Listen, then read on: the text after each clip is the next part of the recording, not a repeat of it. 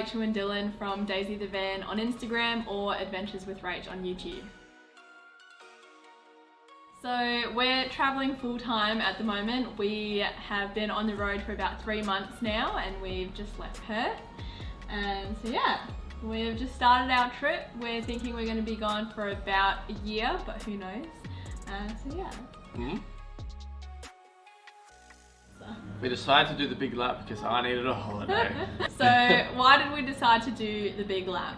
I have always dreamed about doing the big lap, and I think, to be honest, it was kind of my idea to do it. Would you say so? Yeah, definitely. Yeah. I bought the van and fitted it out, and then decided to take this one along with me. Alright, I just needed a holiday. So we're currently in Karratha staying with some friends, which has been really nice. As you can tell, we're not in the van. Not in the van right now, this is not the van. But we've just left Perth a few months ago and we're travelling north and going clockwise around the country. So yeah. Our setup is a van, pretty much straightforward. Ford Transit to be exact. Yep, Ford Transit van.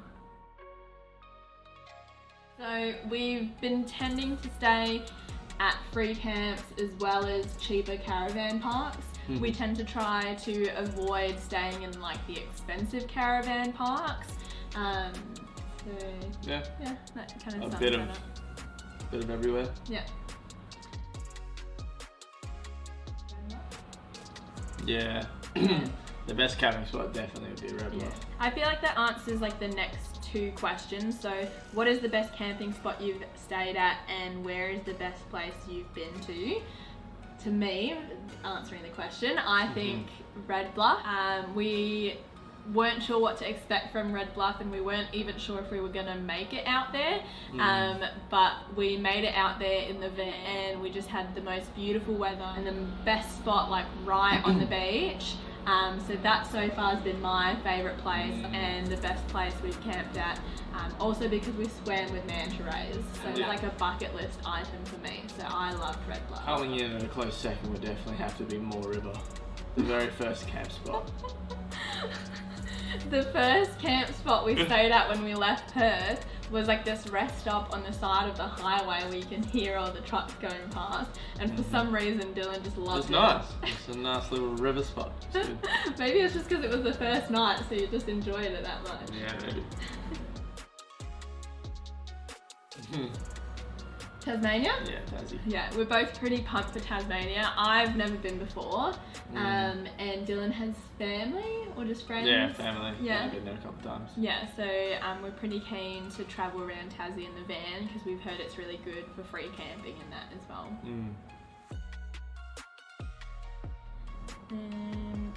Do you travel with pets? No, we don't travel with pets. Scary time? Scary time would just have to be like the corrugations. Like driving into Murchison when the like battery kept disconnecting. Oh yeah. Yeah. That was scary at first, but then we figured out so what the issue was. But I feel like the scary times is when like the lights pop up on the dash and we don't know what they are, and then we had to get towed. That's probably been the scariest. Yeah. So scariest time. We'll say like both of them then. So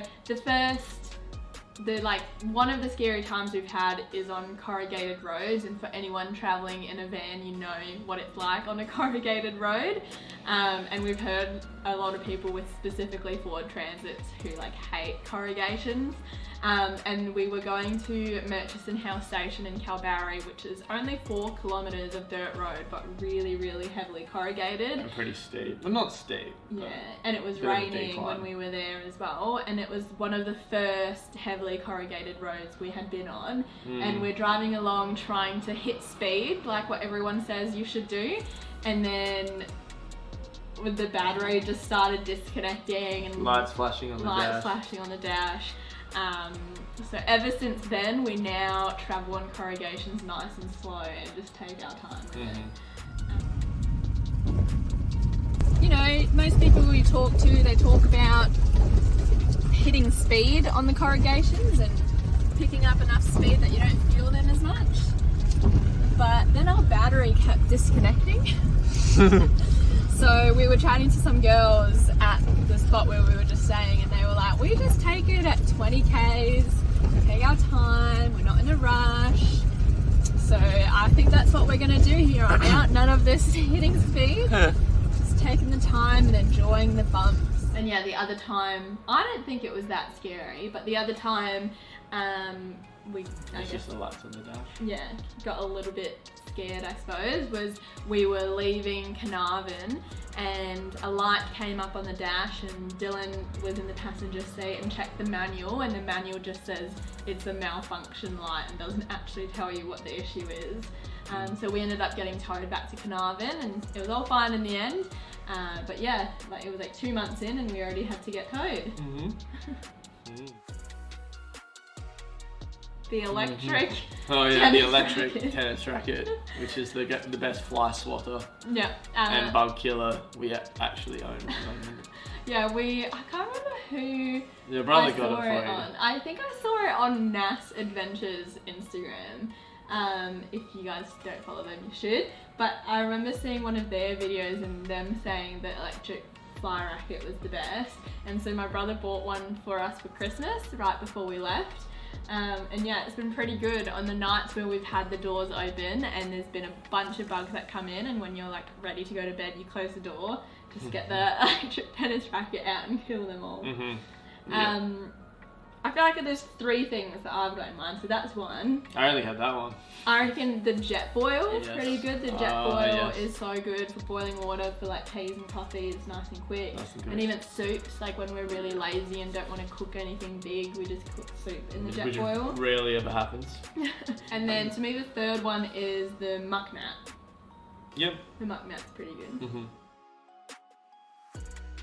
Both just saved before we left. Yep, so we were actually going to leave a year earlier than we had initially planned. We were going to leave a year earlier than we ended up leaving, but we didn't actually have enough money saved up. So we delayed it by a year.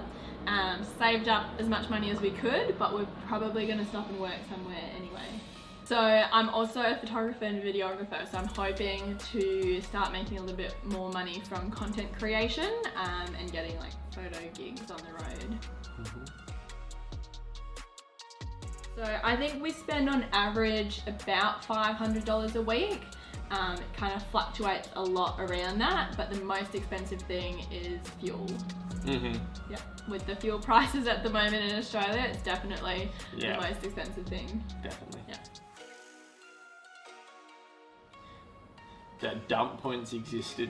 Yeah, well, I was kind of thinking along the same lines as that, with like dump points and like all of that.